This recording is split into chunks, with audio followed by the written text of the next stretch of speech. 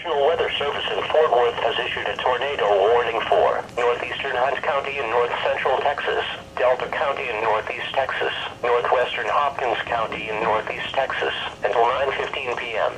At 8:27 p.m., a severe thunderstorm with a history of producing tornadoes was 5 miles northwest of Nalenville, moving east at 25 miles per hour. Multiple reports of damage have been received between Greenville and Celeste.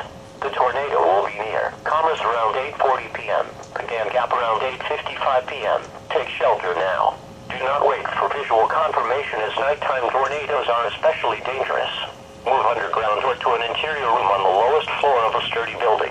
Avoid windows.